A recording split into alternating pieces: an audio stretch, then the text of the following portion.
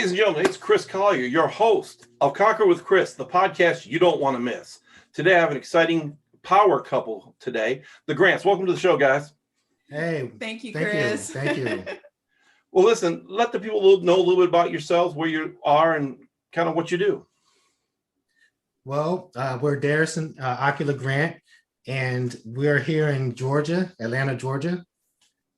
Great. We also are YouTubers and entrepreneurs. So we are excited to be a part of your show. Thank you for having us. Pleasure's all mine. Now, I don't know Darius that much, but I know Ocular. We used to play basketball and stuff at the gym together. Right. That's way before Big Chris came into the picture. It was much smaller Chris. That's something everyone has something they're working on. You're always in process. So let's hear a little bit about your story. How'd y'all meet? So Go back as far as you want and bring it to now. Okay, well, so I guess I'll just start with, after college, I went right into corporate America, and I knew quickly that that wasn't for me. I don't think that lifestyle. I was an entrepreneur at heart. I always had side gigs. After that, I taught a little bit in the school system. I sold real estate. Then I became an executive director for a nonprofit. So I was writing grants. Then after that, decided to do contract work. And, sometimes I would work and help companies with their media and their marketing, and then an author. So those are all the things that I was doing to try to find out what my true passion was and what I think I could flow in. So while I was kind of in the middle of consulting and doing writing my book, that's when I met my husband. Yeah. So you can tell up to that point, I guess, to you. Hold on, just saying. I want to say something here. So all your while you were going down the path of, you knew you were going to be an entrepreneur. Yes. Or a solopreneur or whatever, a YouTuber, influencer. So for the person out there who's just getting started, doesn't have any experience, Gary Vee says it wonderfully. He says, you may have passion for something for 6 months. You're not a failure. You just had passion for 6 months. So how do you talk to that person? What do you say to that person, Akila? Who is starting off? And they can't find their sweet spot, so to speak. Well, I would say don't be afraid to try different things that have interest, because sometimes it will lead to other things. So throughout all of these different occupations, I guess, I knew that my skill of writing, like standard operating procedures, step-by-step things, that seemed to be a common theme in all of the things that I was doing. But I didn't know that until I had tried a lot of different things. So I would tell a person that is, or share with a person that's just starting out, don't worry if, you got into real estate and it was a lot of fun, but then you're like, that wasn't it. It's part of it. Take what you can from that, and then feel free to flow into the next thing. Take what you can, because then you'll kind of have like this beautiful bouquet of what is important to you and what you're good at. So it's kind of like you try new food, you like it or don't like it. Right. You might have a hankering for that at a certain time. You might never try it again. You might be like, no, that's not for me. Right. And you found out the job wasn't for you. Yes. I think it's good to know. I think it's good to know what you're not really good at, and not in the sense of that you failed at it, but that you just don't have a desire for it. Because I did find that there were some things that I did perform well at, but I didn't enjoy it inside. That's wise. That's very wise. And I think it's like the food, right? You didn't fail. The food, just you didn't like it. Yeah. You didn't. Can you imagine? That's kind of how we look at it, though, right? I didn't do well. I didn't like that job, so I failed. But imagine going to a restaurant. Oh, Oh, I just failed. That'd be horrible, right? I mean, Right. it does that. It's like, Right. it's like the kid, you're teaching the kid how to walk and he falls down. You failed. You stupid baby. You failed. No, you don't. You don't do You that. have to find your rhythm. Yeah. And who does that to a kid? First time on the bike, you fell down, you failure. No, but we do that to ourselves, right? Right. So let's hear your story, sir. So I'll start off just a little bit right before I met Ocula. I actually was working at a college, and I was working there for several years, and then she showed up in my life. I met her actually at church.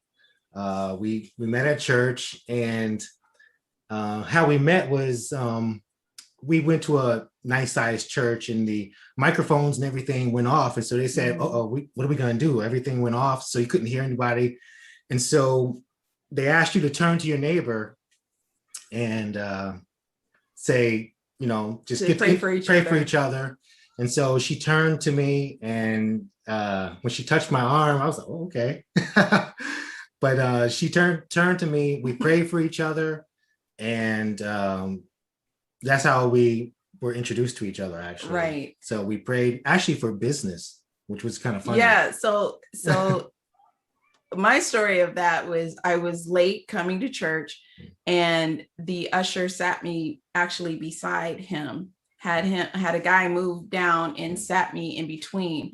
And at the time that they asked us to turn and pray for each other, I just happened to turn his way. Like I literally could have turned to the other guy. Yeah.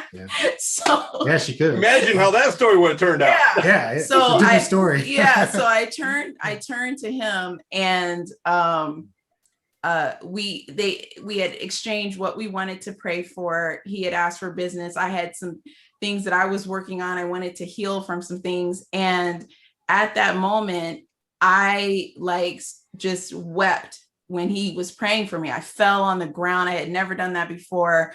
I had made this scene. I was so embarrassed. And he just kept holding my hand and praying for me. I didn't know him. I didn't know his name or anything.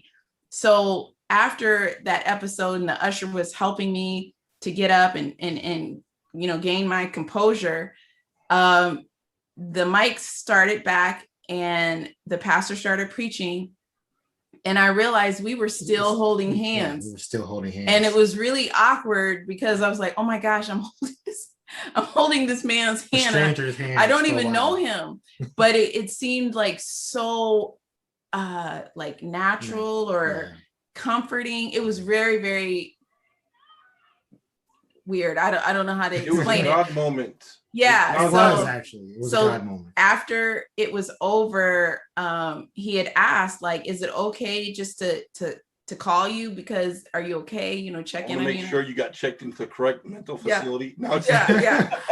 And I felt so embarrassed. My makeup was smudged, everything. I looked crazy, and I said, okay. And so then after he called me the next day around 8:00, I said, you can call me at 8:00. He called me right at 8:00 on the dot. And ever since that day, we have been talking every day since. Yeah. Literally. Before you move forward, I presuppose, and this is a big presupposition. Yeah. The mics went out just for you all. Oh, I believe that because nothing like that has happened in our church before. It's never happened before. And it hasn't happened since. And it hasn't happened since. It hasn't happened since. The whole church went out. There was no musicians, the mics, everything. Yeah. The other thing that's interesting about it too is that we got married at that church, and it was the first year and the only year that our pastor ever said that God called him to do a mass wedding. Yeah. And he wanted to marry people at no cost. They didn't have to do any pre-counseling. He just said, I'm going to marry whoever wants to show up on this day. But we were doing marital counseling beforehand. Anyway, but we hadn't finished. Yeah. And we got married that day too at the church. Mm-hmm. It was a great experience. Yeah. I mean, we got married with 20 other couples. or I should say 19 other couples. That Yeah. reception must have been huge. Yeah. Well, it was nice, and they had a cake. They had a different, every couple had their own cake that was provided by the church. well, it wasn't like our individual cake. Well, it was just they had a whole yeah. bunch of different types Yeah. of cakes in case anyone wanted something. Want to try something Yeah. else. But there There was we go, enough. testing food again. Yeah. That's funny. So yeah, that's pretty much where it was, is that we met at church, and after that we got married. And How'd you know you wanted to be an entrepreneur? well, that's a longer story, I guess. Go ahead, we got a little bit of time.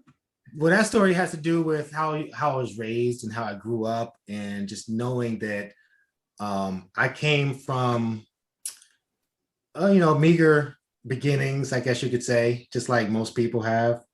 And I knew that that's not where I wanted to stay, and not where I want to be. Mm-hmm. And I had to figure out the pathway to get to where I want to go. I'm still on that path. We're still on that path, but we're not where we began.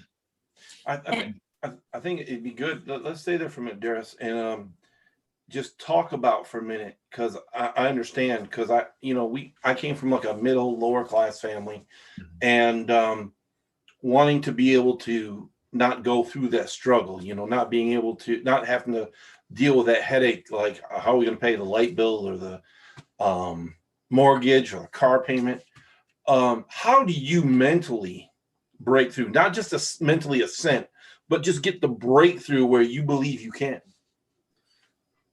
The only way I could have done it was with God. I'm gonna tell you that right now. I mean, if it wasn't for the Bible and God, I wouldn't have been able to do that. Because where I came from, I'll just say we were so poor that I was in the newspapers as a child for being poor. And they did a story on me and my mother for being that poor. That's how poor we were. So I'm not there anymore. But, you asked me, how did I mentally break through? I broke through because when I would have jobs, I would always read Proverbs when I was at lunch. On my lunch break, I would sit in the car and I would read Proverbs, and I just understand, certain things, because, that's the beginning of wisdom, and knowledge and understanding. And so I would read Proverbs and just understand each and every little proverb at the time. And it's funny because throughout life, as I got older, each proverb that I read would be the same one I read, but it would have a different effect because of the new year and the new things that I was dealing with, but that helped me to break through with my mindset, with the things that would go on at jobs, the things that went on with cars. Growing up, I didn't have the best cars. So, you had to learn how to do that, how to fix your car and where to go to fix it. And, who would have knew that I would be doing this stuff now? So let me ask you this. What is a significant scripture that you think you could share with someone today, maybe, that would help them with their mindset when it comes to money or success and getting a different mindset? The only thing that I can think of right this moment is have faith in God. Like, there's a whole scripture and a whole chapter on that. But the premise in the beginning of that scripture, and I think Matthew 11:23 and things like that, just have faith in God. Because with that faith comes, I know it can happen. I know it's tangible. It's kind of like when I met her, one thing I didn't say was, before I met her, I actually was praying for my wife, because God told me, he said, she is actually on the planet. She is here. She exists. No, think about it. She actually is here. She exists, and she's close to your age. She's having her days. So I began to pray for her days, and that he would help her and show her how give her peace on her rough days. I didn't know her name. I didn't know who she was, but I would go to work. I'd be driving to work, and I'd just be praying for my wife. the wife that I didn't know about. I didn't know her name, but I knew she was here. So have faith in And God. so I had faith that God told me that. He said, have faith that she is here, that she is having good days, bad days. I'm trying to teach her things before you guys meet. I'm trying to teach you things before you meet. I want to show you some things so that you can be a good leader and a good man to her. So that's some of the things that I learned. That's powerful. That's powerful. If you're listening today and you don't believe that you can get out of the muck and mire, you can get from one place to another, let me just tell you this. What king would have his kid stuck in poverty? What kind of king would you serve that would leave their prince and princesses in poverty? It doesn't happen. It doesn't happen. Can you imagine the Queen of England leaving her kids in poverty? It's one thing if you choose it. It's another thing to leave someone there. So I just want to encourage you and challenge you. If you think you're supposed to be broke, check your thinking. Yeah. Because ain't no king leaving their kids poor. I'm just saying. No. So how'd you get to this place where you're doing DIY Power Couple? How'd that come about? Well, you want me to go ahead? And what is that exactly? Because I don't What want is DIY Power Couple? Yes. So DIY is do it yourself. And the reason why we chose Power Couple is because the kind of notion that a power couple is this glamorous couple who make a lot of money. That's one type of perception of a power couple, but the true definition is one that works together and they have a common goal. And with DIY Power Couple, we started it by just filming one time. We weren't even expecting to go on YouTube, but we were filming a repair and kind of a makeover that we did in our small bathroom for our children.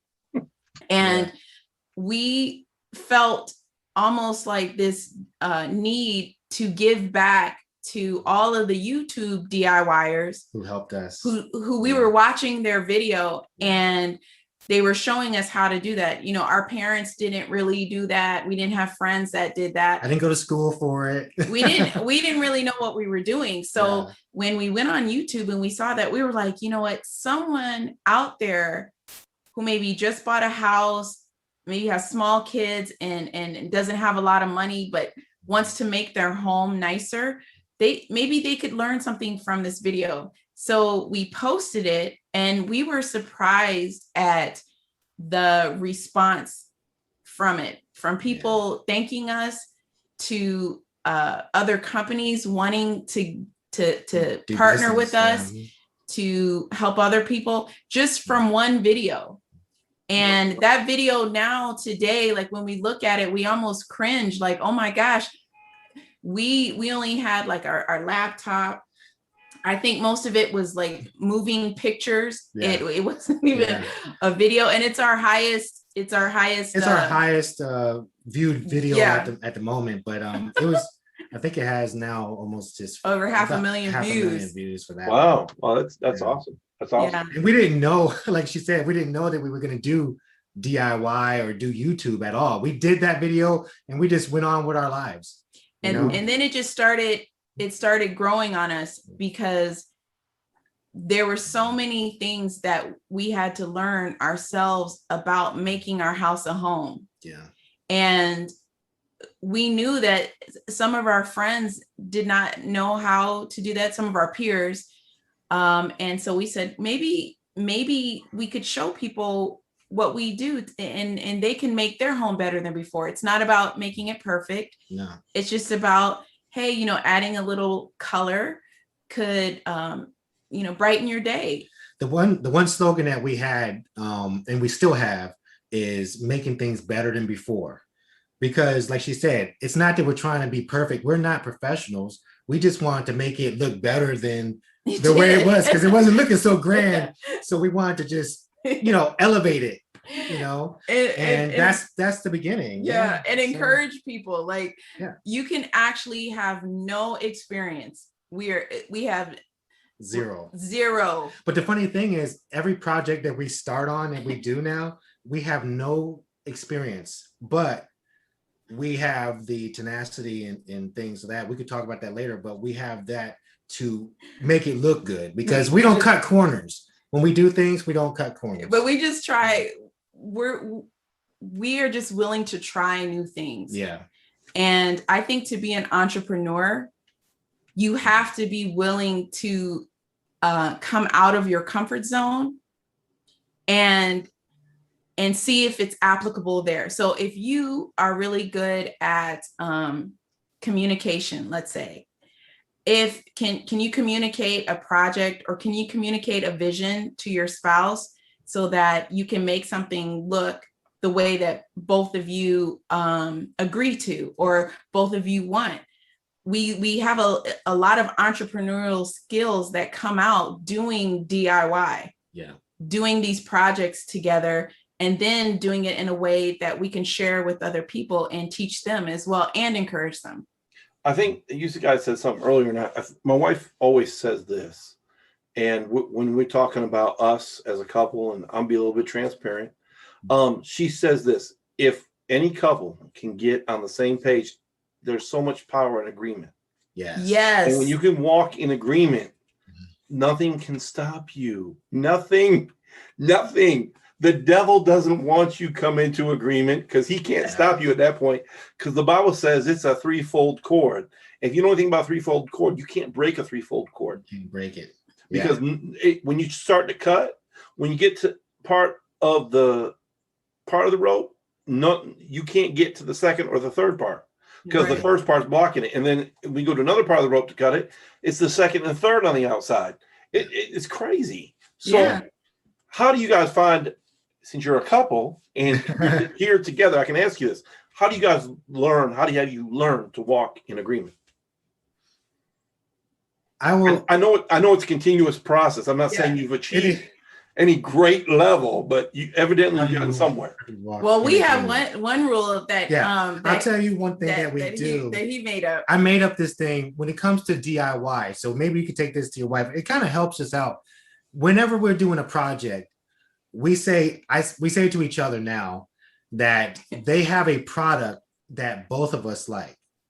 So it's not that, I want to do this project, I want to get this done, and she's like, no, I like this, or I like that color.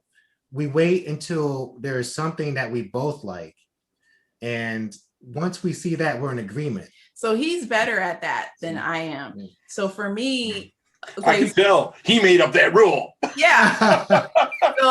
So we have different distinct, like, decorating style, process, the way that we would go about solving a problem. All of that is different.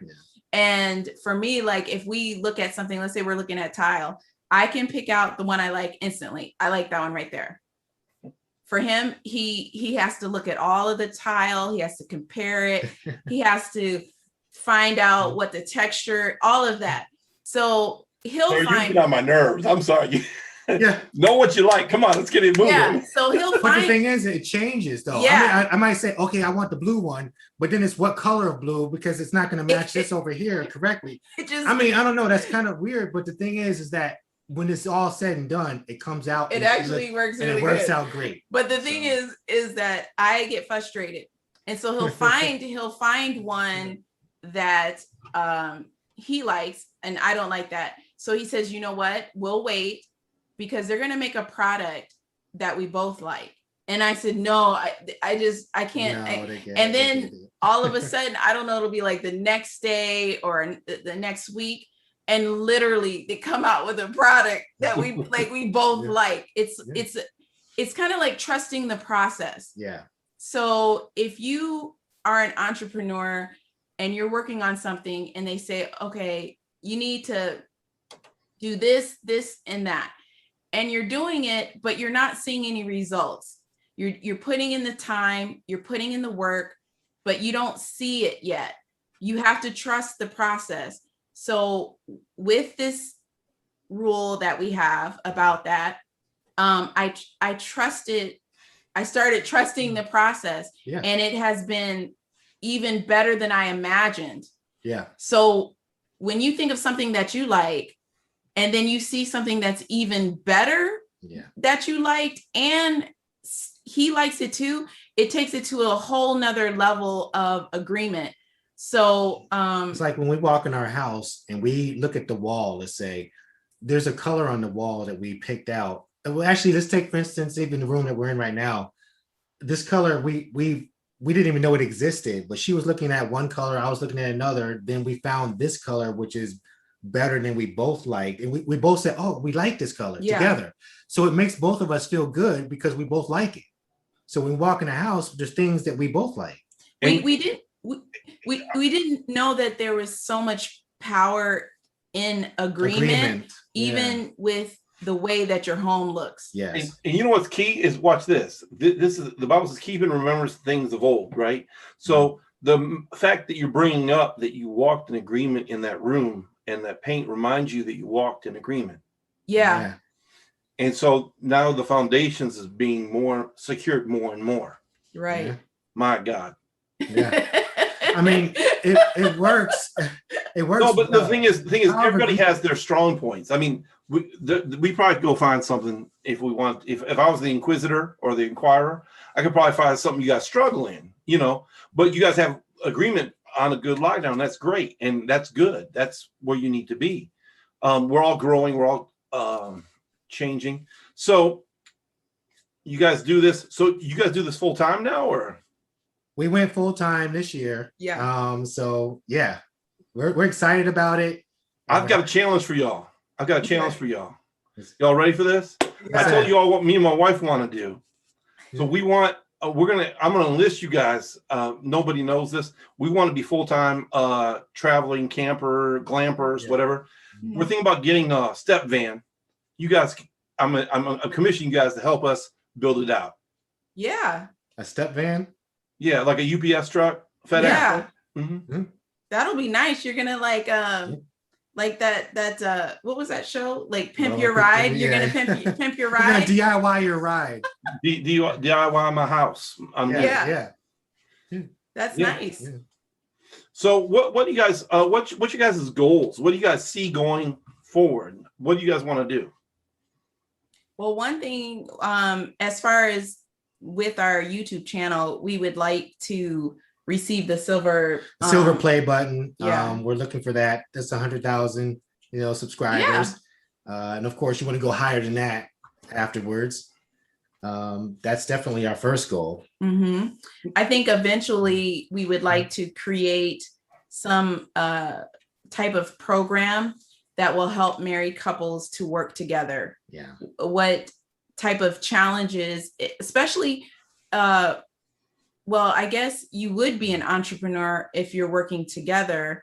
And so when you're married, as opposed to someone that you're not sharing roles with, like you're not their business partner and their spouse, it's a different dynamic. So I guess this is a great way for us to learn social media, learn our marketing, learn our branding, working with sponsors in different areas, and then using that knowledge and applying it to the next chapter, which would be helping other couples who work together, and helping them. Let me tell you, one thing is that if you can do a project, if you can do a project with your spouse, I've talked to a lot of guys regarding this, and there's different things that they say, but if you can do a project with your spouse, then you can do anything and still stay married and still stay happy. Yeah, you can do anything. So let me ask you this: you guys have things you guys do that aren't together, so to speak.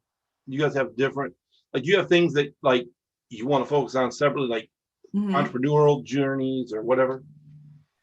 We do a lot of things together, actually, because I actually married my best friend. Yeah. And so we're actually best friends, and we're married to each other. Well, we do some things separately. Like I wrote my book, Power Over All, talking about God's power. And I have plans to grow that. I guess it's not just a brand. I guess it's something in my heart that ministry. Say again? Ministry. Yeah, that's something that I'd like. And I know Darius has some projects that he's working on with his creative side with books and different things. So I have several books that I've started on, and I have to, now that I have the time to do that, then I'm gonna finish those books.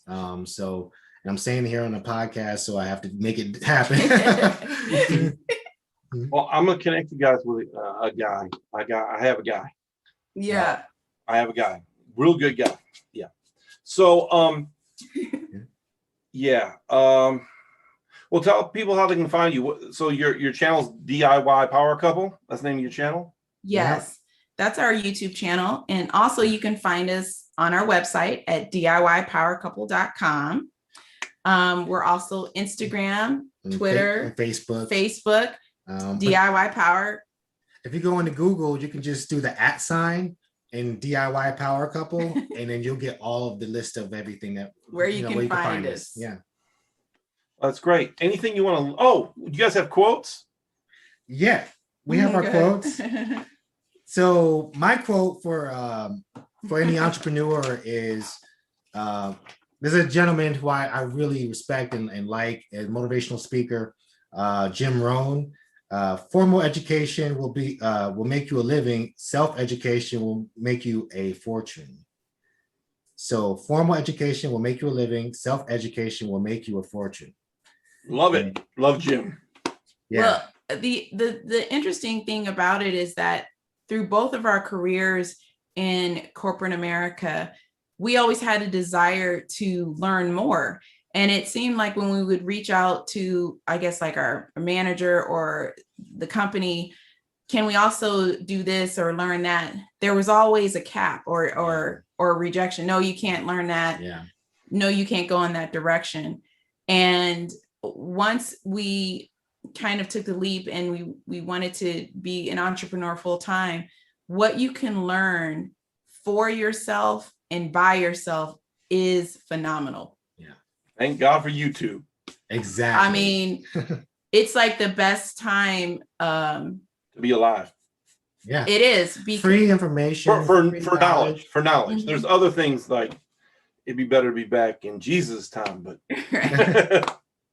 but the knowledge, the plethora of knowledge that is at your fingertips now, where I'm at the age where I remember when you really had to go to the library to find out about a lot of things, and you had to have a library in your neighborhood. And that's if the book is there. Yeah, and you had to have transportation to get there. Yeah. It was just, there was a lot of ways to block that knowledge to you. And now with the internet, YouTube, all of these things, it's just whatever you want to be, whatever gifting you feel that God has put inside of you, you can grow yourself. I mean, you can help yourself and equip yourself with that. And then with meeting people like you and a network of, people that want to support you and help you and add value to you. It's just, it's a great time to be an entrepreneur. Yeah. And your quote? So my quote is mind your business. Mm-hmm. And that is something I had to learn the hard way, because I was the type of person that cared about other people a little bit too much, I think.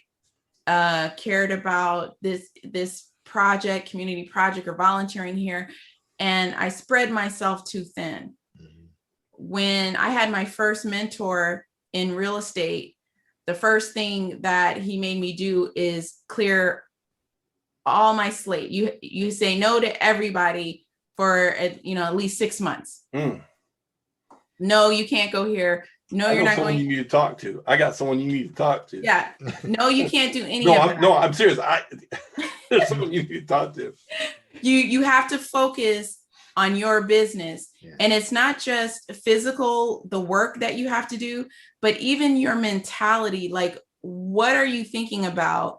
Are you thinking about this, that, or are you thinking about your business? And I think one of the best advice or the best thing that happened during that journey of learning how to mind my business was that there's like two ways you can go. You're either going to grow in that path or you need to let it go. So you're either growing or going. Oh, you know, that's it. And I had to also learn how to let go of things and let myself go and detach from things. And as an entrepreneur, you really have to be comfortable with growing or going. Yeah. We call them anchors. You know, you don't want to be attached to a lot of anchors. You got to detach from them. Yeah. I know this. I preach this. Yeah. But anyway, It's real. Oh no, but see, that's the thing is from an entrepreneur standpoint, on just a money making standpoint, you're not going to make all the money you need to make. You're not going to be as sharp as you need to be sharp if you have all these anchors anchoring you to other things. You're emotionally tied to this. You're mentally tied to that. You're financially tied over here. So because of that, you're stuck. Right. And you can't produce what you need to produce. You can't be the person you need to be. That meeting you're at with the other entrepreneur that's supposed to help you, you can't give them information because your mind's clogged. Right. And you also have to be perfectly fine with who you are. Yes. And there's a lot of times I think entrepreneurs undercut themselves or make them, how should I say it? Like maybe they play small because their peer group is not doing what they're doing or can't see what they can see. And I would encourage entrepreneurs to make sure that they're with like-minded people. You really need to have that around you, because if you don't, you will be pulled down and you will doubt yourself. You will second guess yourself. And you just have to be like, look, I'm going forward. I trust the process. We're going forward. One of the things that we learn now is building a community. It's just like what you're doing right now. So we learned that there are like-minded people who like you, like what you're doing. You don't have to sell yourself to those people because they get you. And you're giving value. And you're giving them value. And they understand everything that you're putting out. One of the things we've heard is somebody said, they're picking up what you're putting down. Yeah. So they understand you. And so you don't have to just, sell yourself. It's like, no, they get you. And, you can go on to the next business idea, the next person project, or whatever it is, project, and just keep it moving. Just do yourself. Absolutely. I believe that's what makes I don't believe in normal marketing. Like I don't come and go, hey Grants, sell. No, I go, how can I serve? I try to hear your problem. I try to hear your pain. See, I don't address your pain. You'll take whatever I'm selling if I can meet that need. I don't need to sell you anything. I want you to know, and trust me. I'm more like, I want to be more like the trusted advisor, right? I want to be the what's his name? Batman's butler. Oh, I don't know. I can't think of his name. Alfred. I want to be Alfred. I want to be Alfred. I'm a trusted advisor. Yeah. If Alfred said go buy some, Bruce Wayne's going to buy whatever he says. Yes. Right. Yes. No question, because he's a trusted advisor. And see, I don't need to sell anything. I try to attract people to my personality, to who I am as a person. If they don't like me, I have a lot of flaws. You might not like me for some reason. You might see one of my flaws. That's okay. I'm not for everybody. No. Going back to that food thing we talked about, right? Right. Yes. Not every food, not any one piece of food or any type of food is for everybody. Someone can be like, well, I don't eat pork. I don't eat beef. I don't eat veggies. I don't eat whatever. Right. So what are you going to say?